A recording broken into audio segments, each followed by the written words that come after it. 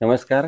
नमस्कार. आपलं स्वागत आहे आयकॉन स्टील प्रस्तुत बिल्ड आयकॉन या उपक्रमामध्ये. आज आम्ही आलोत विटा सांगली येथे आणि माझ्यासोबत आहेत इंजिनियर बालाजी कदम सर, जे मागच्या 2008 सालापासून या क्षेत्रामध्ये अतिशय उत्तमरित्या काम करतायत. रेसिडेन्शियल प्रोजेक्ट्समध्ये स्पेशली ते काम करतायत. त्यांचा आजवरचा अनुभव कसा होता, प्रोजेक्ट्स त्यांनी कुठले-कुठले केलेले आहेत, या सगळ्याबद्दल आपण त्यांच्याशी बिल्ड आयकॉन या प्लॅटफॉर्मवर गप्पा मारणार आहोत. गप्पांना आपण इथून सुरुवात करूया. ते म्हणजे तुमचा लहानपणी शैक्षणिक प्रवास कसा होता?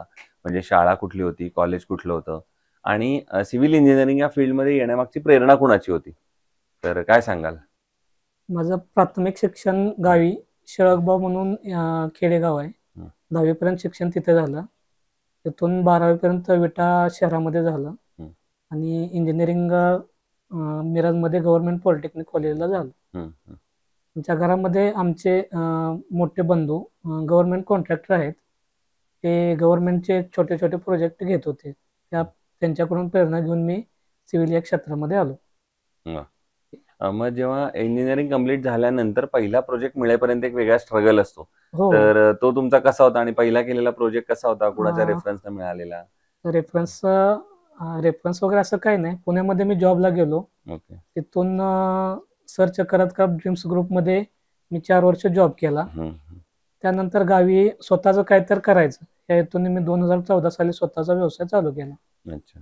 तेव्हापासून ग्रामीण भागात बंगलो, छोटे-छोटे प्रोजेक्ट जवळपास 150च्या आसपास मी पूर्ण केले क्या 10 बात है! वर्षामध्ये.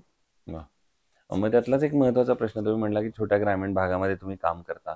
तर तिथं कदाचित अकुशल कामगारांचं प्रमाण साईटवर तुम्हाला फार हो, मोठं हो. असेल आणि अशा अकुशल कामगारांबरोबर काम करणं बऱ्याचदा धोकादायक सुद्धा ठरू शकतं. ठरू शकतं. तर तुम्ही कशी ती परिस्थिती साईटवर हाताळता? अ, त्यात स्वतः उभं राहून त्या कामाची पद्धत त्यांची कशी आहे किंवा आपल्याला काय काम पाहिजे, हं. या गोष्टी त्यांना समजावून सांगायचं. जे लोकं त्या पद्धतीनं काम करतायत त्यांच्याबरोबर जायचं नसेल तर त्यांना नको म्हणून सांगून काम पुढे चालू ठेवायचं. ओके. दुसरं रेसिडेन्शियलमध्ये आता तुम्ही काम करताय, तर त्यामध्ये तुम्हाला एक वाक्य बऱ्याचदा ऐकायला मिळालं असेल कस्टमरकडनं. ते म्हणजे आमचं बजेट थोडं कमी आहे किंवा हो, इतक्याच हो. बजेटमध्ये बसवून द्या हं. आणि एक इंजिनिअर म्हणून तुम्हाला वाटत असतं, की चांगल्या दर्जेदार बांधकाम करावं. हो, हो. तर अशा वेळेला बजेट आणि दर्जा या दोन्हीचा समतोल तुम्ही कसा साधता? ग्रामीण भागामध्ये त्यांच्या गरजा खूप छोट्याच असतात. हं. त्यानुसार कमी रेंजमध्ये काही गोष्टी उपलब्ध करून त्याच्यामध्ये कसं काम अजून चांगलं करता येईल ह्या गोष्टीवरती भर दिला जातो. ओके. पुढचा प्रश्न या सगळ्यापेक्षा वेगळा आहे. तो म्हणजे तुम्ही या सांगलीतले मूळचे आहात, तुम्ही इथं काम हो. करताय ग्रामीण भागापासून. तर सांगली जिल्ह्याच्या विकासाचं व्हिजन असं जर विचारलं, तर तुमच्या डोळ्यासमोर कुठले मुद्दे येतात? की एक इंजिनिअर म्हणून तुम्हाला वाटतं, की या क्षेत्रांवर आता जास्त काम झालं पाहिजे? प्रधानमंत्री आवास योजना वगैरे हं, हं. ह्या गोष्टींना प्राधान्य दिलं जातं. तसं ग्रामीण भागात घरकुल वगैरे दिलं जातं, पण ते सगळ्या लोकांच्यापर्यंत पोहोचलं जात नाही. बरोबर. त्या गोष्टीतनं थोडंसं जर अजून हे करत गेलं, तर लोकांना बऱ्यापैकी त्यांना मदत होईल त्याची.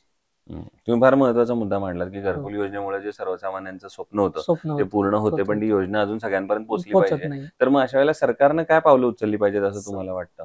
त्यांचे ते प्रतिनिधी आहेत ते योग्य असावेत. कारण अच्छा. समजा घरकुल मंजूर करून द्यायचे. तुला 2,00,000चं घरकुल मंजूर झालं, तर त्यातले ₹50,000 ते एजंटलाच द्यावे लागतात वगैरे असे काही गोष्टी बऱ्याचशा असतात हं, त्याच्यामध्ये. हं, हं. त्यामुळे ते फार महत्वाचं आहे. हां.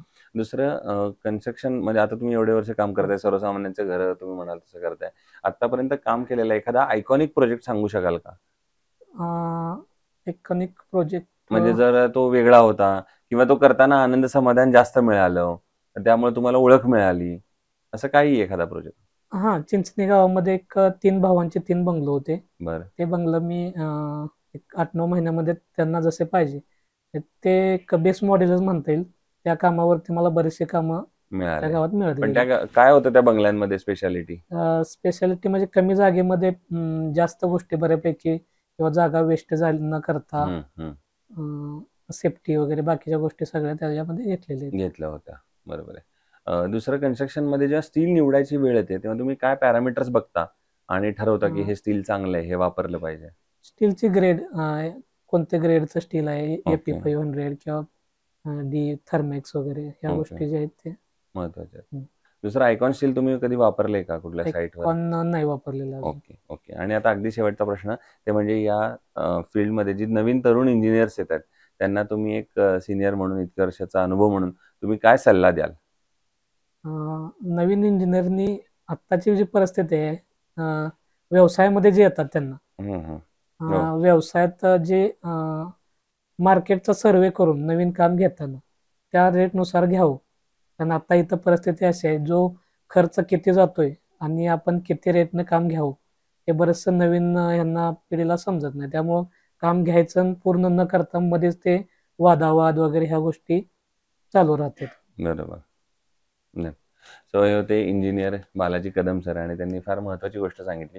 नवीन इंजिनियर्सनी एक पूर्ण कॅल्क्युलेशन केलं पाहिजे, केलं कारण पाहिजे. प्रत्येक घराचं स्वप्न जेव्हा हो, असतं तेव्हा ते फार पैसे जमवून आयुष्यभराची पुंजी तुमच्या हातात देत असतात. देत असतात. त्यामुळे त्यांचं त्याचा योग्य स्वप्नातलं घर असतं एक. हो ना, योग्य वापर त्या करा. त्याचा प्रत्येक पैशाचं रुपयाचं मूल्य त्या ग्राहकाला कसं मिळेल कसं यासाठी मिळालं तुम्ही काळजी घ्या. आणि अर्थातच हे सगळं करताना दर्जा मात्र तुम्ही दर्जा सांभाळून टिकवला ठेवा. तो पाहिजे. घसरू देणार नाही याची काळजी घ्या. पुन्हा एकदा आपले मनापासून आभार. नमस्ते. आणि भविष्यात सुद्धा अशीच आयकॉनिक प्रोजेक्टची निर्मिती तुमच्या हातून घडावी याच आयकॉन स्टील तर्फे मनपूर्वक शुभेच्छा.